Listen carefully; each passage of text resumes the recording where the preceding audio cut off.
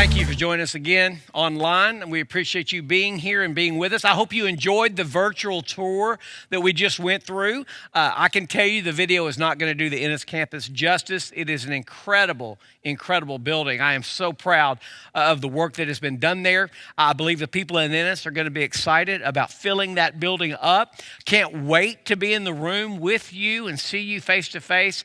It's incredible. So thank you for all the hard work and all that has gone through to make that campus just become one of the most beautiful campuses in Ellis County. I just appreciate all the hard work that's gone into it and look forward to you walking those halls and seeing what God has provided there. We've been doing everything we can to get ready to meet again. And although online has been good, we've had a lot of people watching and connecting, and people are growing and people are still getting saved. There's nothing like meeting together. When we meet together, something happens that does not happen online. And we are the church, even though we're not in the building and the church is not the building. But there's a powerful something that goes on when we gather together, when we worship together, when we pray together, when we encourage one another. So I want you to know that we're doing everything to get ready for that. Our cleaning crews have been going through these buildings, disinfecting everything, cleaning everything. Our grounds and building people have been fixing everything that has ever been broken. We are busy with our grounds, making them look as good as they can. We're going to be ready. Now, we're going to open following guidelines because we believe in being responsible to our community and to follow authority. We're going to meet together as soon as we can. If that means that we gather with social distancing, we have several venues that we can use. And we'll open up those venues and we'll put people everywhere we can so we can at least be together and start worshiping together again. Now, our children's ministries will probably be the last that we come online with. Well, that's not the right word anymore because online is a whole different thing. The last thing we bring back to the building will probably be children's ministry because they do not know how to social distance. There's no way. After 3 weeks of not seeing two of my grandchildren, I went to see them. We were going to try to keep social distance. My 4-year-old granddaughter runs as fast as she can with her arms out. So social distancing was over at that moment because they just can't do it. So we're excited to be back with you. While we're going through this, we're going to continue to talk about how we shelter. And so for the next few weeks, I want to discuss how to come out of the shelter better, how to come out of this time better. And I just want to show you something really quickly about that. When we have been in this shelter in place, there's been so many complaints, so many people saying, I can't wait to get things back to normal. I can't wait to get things back to normal. Well, honestly, normal wasn't that great because all we did when things were normal was to complain about how busy everything was, how many activities and how we didn't have time to do anything and how our kids had something every night of the week and we just didn't have time for family meals and we didn't have time to take walks and Sunday is the only day that I have off. And all of these things that we have said and complained about all of a sudden came to a halt. There's no traffic going down the middle of Waxahachie anymore. There's no traffic jams in Dallas. Crime rate is down. All these things are going on that we've complained about for so long. And so with that, I want us to look at this as an opportunity to reset, an opportunity to look at our lives. And I don't think I want to go back to normal. I don't want to go back to the way it was before. I don't think any of us will take for granted visiting grandparents anymore. I don't think we'll take that for granted. I don't think we'll take for granted sitting in a restaurant and someone coming up and saying, may I take your order? We won't take that for granted any longer. Being able to show up to church on the weekend, I don't think we'll take for granted. Giving somebody a hug, I don't think we'll take for granted. And I think that's a good thing. I think that is a good thing for that. We don't want to go back to normal. We want to watch what our kids do. We want to continue with being able to gather together as a family and have meals together and play games together. And so I want us to come out of the shelter stronger than we were when we went into it. And so for the next few weeks, we're going to talk about this. I want us to realize that something good can come out of this. Now, I'm not saying God did this to slow us down. Don't get me wrong. But I'm saying we can use this as an opportunity to evaluate the things that we've been doing in our life and to come out of this better. Now, some of you are struggling, and I get that. The generosity in this church has been overwhelming. We've been able to pour into our community in incredible ways. We've been able to help local ministries in a way that we are very proud of. Now, I know that a lot of you are in life groups. And if you're in a life group, you're connected with that life group. And I know life groups are helping each other get through this time financially, emotionally, spiritually, in every way. But I have a lot of you I know are not connected to a life group. You call the Avenue home and you're part of our family, but you just haven't followed through in getting involved in a life group. You're not connected with a group of people. You're not serving, but you're out there and you may feel alone. We want you to know your church is here for you. We want to help you. We have put a form online that you can check. You can click on a button and you can request help. We don't want you to think you're out here alone. We don't want you to struggle. We don't want your kids to suffer. Please let us know if you need help because we want to be there for you. Now, another thing that this being at home has showed us that some of our families have problems. Has anybody else noticed that? I mean, some of you husbands and wives have been socially distancing for a long time. You know, it's stopping at the bar before you come home. It's getting distracted by sports. It's maybe going out with your friends, or it's a vacation, or it's going to the deer lease. It's something to get away from each other. And you've been getting away from each other because you just don't like each other. And so in this, you've noticed that your marriage isn't exactly what it is supposed to be. And so you have that problem that has surfaced. For many of you, parenting has become a whole new thing because you're not only parenting, you've become a teacher and you're trying to teach the kids. Now, if I'm to believe Facebook, it's going great. It's going great because I see the pictures and the kids are smiling and you're doing crafts together and you're making this or doing that. And it's just incredible. And you're talking about how much fun it is. The picture I want to see is the child crying because you're screaming at them because they won't do their homework or they don't understand it and you've explained it for the 15th time and you're frustrated because that's what's really happening, isn't it? Let's be honest. Parenting is hard. No one in listening today, nobody listening gets this perfect. There's no perfect family. The Facebook family is a lie. There are some good times, but this shelter in place has showed us some of those stressors. Now, let's be honest. Some of you, when you go back next year to school, hopefully they go back. When they go back to school, you're going to appreciate our school system. You're going to appreciate that teacher. You're going to realize it wasn't the teacher's fault. And I think we shouldn't take that for granted any longer either. And so with that, all of these problems are arising, and I want us to talk about some ways that we can get through that, some ways that we can fix that. God has an ideal for the family. God has a picture for the family, and the family is designed to bring God glory and to bring us joy. Now, let's be honest. Many of us have messed that up. And today, as I talk, there's some single parents out there that are just immediately going to start feeling guilty. There's some of you, you're in your second and third marriage, and you're really going to start feeling guilty. And I don't want to do that. I don't want you to go there because God uses our circumstances and he uses where we are to work in our lives. He has this ideal, but that ideal is never met. I mean, look at the people in the Bible. Look at Adam. Look at Noah. Look at David. I mean, Jesus' parents left him for 3 days in Jerusalem when he was 12 years old. There's no perfect family. There's no such thing as that. The family is dysfunctional because we live in a fallen world. And so today, if you're not got the perfect family, good. Take the family you have and make it better. So we want you to come out of this shelter with something better. From the very beginning in Deuteronomy, let me read this verse to you.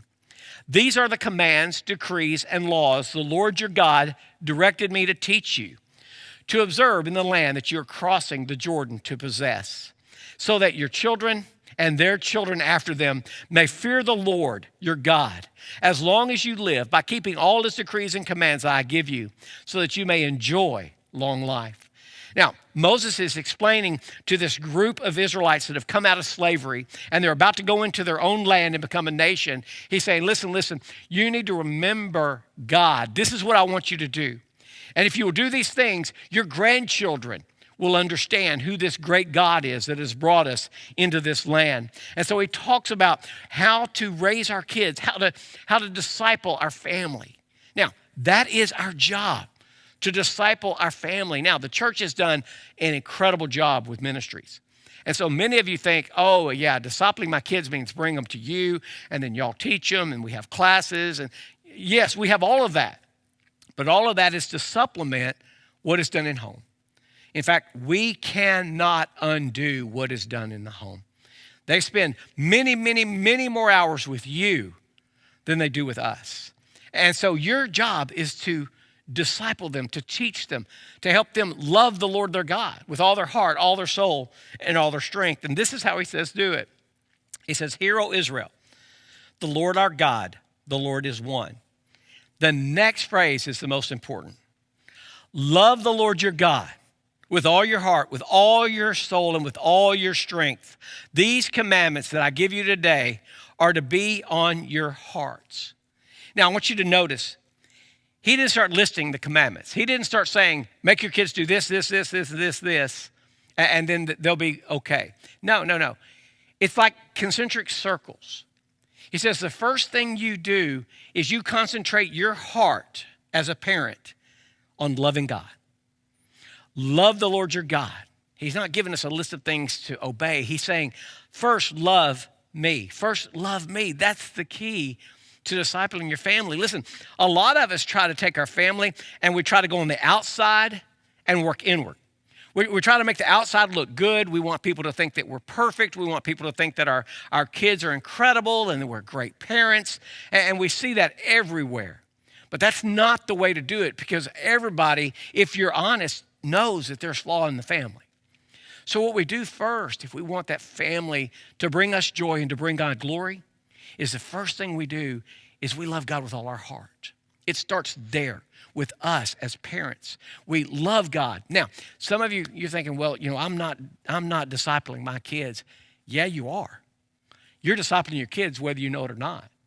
If you're a husband today and you're putting your wife down and you're speaking to her in harsh manner and you're being ugly and you're just a bully to her, your boy's learning. Your boy's being discipled. Your daughter's being discipled. She's seeing what it is like and how she's going to be treated when she marries. You're discipling your kids. If you lose your temper and use a string of profanities and you just cannot show them the love of God in your heart, you're discipling them. If you're a wife today and you're nagging your husband constantly, just nag, you're discipling your kids. You're teaching them how to be when they grow up. And let me tell you, this nagging women, it's never going to work. I've never met a man that said, okay, this is the 600th time you said it, I'm going to change. It doesn't happen. And so you've got to cut that out of your life. In fact, God even feels sorry for your husband if you nag him. God feels sorry. God, in fact, says it's better to go out in the desert than to live with a nagging wife. Now, think about that for a minute. Just go into the desert. Don't take any water, just walk. Well, God, I'm going to die out there. Yeah, you're right. You're going to die. It's going to be a slow, agonizing death. And even that is better than living in a house with a nagging wife. And so husbands and wives, we've got to love God with all our heart. When we love God, we love each other, and it begins to show through. So that second circle is we're teaching the kids what it looks like to have parents that love God with all their heart. That means a man who loves his wife and gives himself up for her, loves her like Christ loves the church. For the wife, it's a wife who will respect her husband, who will show him honor, even if he doesn't deserve it, because that's what God tells us to do. So the first circle is we love God with all of our heart, all of our soul. And then that leads us to that second circle. It says to impress them on your children. Talk about them when you sit at home, when you walk along the road, when you lie down, and when you get up. The word impress, it's like teach. Now, anytime I've preached a message along this line, I have people tell me, oh, who has time for that? We've got baseball practice, we've got soccer, we've got cheerleading, we've got dance, we got to do this, we've got stuff like that, we got to go do this. There's so many activities. When am I going to ever have time to sit down and talk to my children about God? That's your job. Well, guess what? All that's been taken away.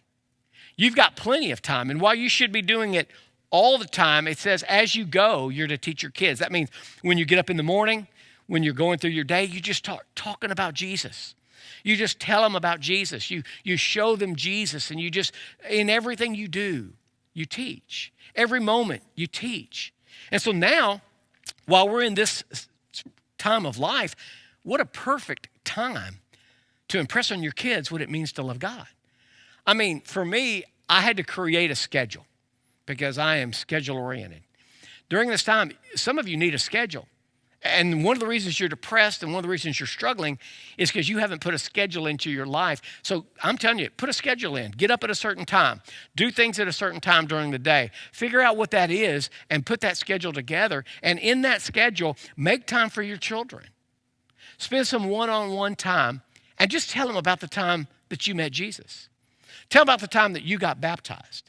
Tell them about the time that you saw God do something good in your life. Just share these stories with these kids and teach them. And the Bible tells us if we will teach our children when they're old, they won't depart. It says, train up a child in the way he should go. That's our job as parents, as a family, the most important thing you can do.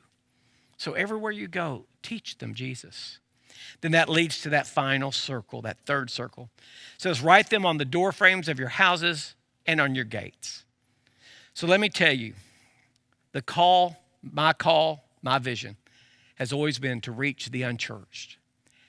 The best way to do that is for our families to live out this passage, to love God, to teach their children, to love one another as a mom and dad, to teach their children the ways of the Lord, and to let that be shown in our community. Let people see that those that are following Christ have something different going on in their homes. Now, once again, nobody's looking for the perfect family because we know it does not exist. One of the slams on Christianity is we think we're better than everybody. Listen, that's not true. What we're looking for is families that are doing the best they can, that are authentic, that are real, that are flawed. It's people that know without the love of God, we would be wrecks. And so we come together and we do the best we can. And when we fail, we admit it and we get up and we walk again. When we lose our temper with our wife, we admit it, we ask her to forgive us, and we do it again. When we lose our temper with our children, we admit it, we ask them forgiveness, and we do it again. And we keep on this process. And when people come into our lives, our world looks different. So when we go back to normal, I hope normal is living out this decree.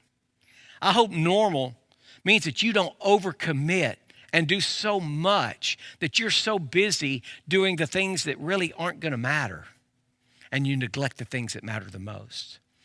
I hope that you will love God. I hope that parents will love each other, that will be consistent, that will be good listeners, that will discipline our kids, not in anger and without rejection, that we won't play favorites, and that we'll just admit our failures. Then the world will see this beautiful picture of redemption, this beautiful picture of mercy, this beautiful picture of grace. It's up to us. We can come out of this shelter better than ever. We can come out of this shelter stronger than ever. We can come out of this shelter bringing God glory and having more joy in our family than we've had for years. It's up to you. It's up to you. Will you love the Lord your God with all your heart, all your soul, and all your strength? Will you love your neighbor as you love yourself? Everything we need to know is wrapped up in those two things. Thank you for joining us. Can I pray over you? Father, thank you again for the presence. Thank you for your power. Thank you for, even though we're in an empty room, your spirit goes out. Thank you for the lives that are being touched. Thank you for the people that are being changed. And I pray you will use this word today to begin healing families and moving them into a better place. In Jesus' name. Thank you so much for joining us. I expect you to be in this same situation again next week.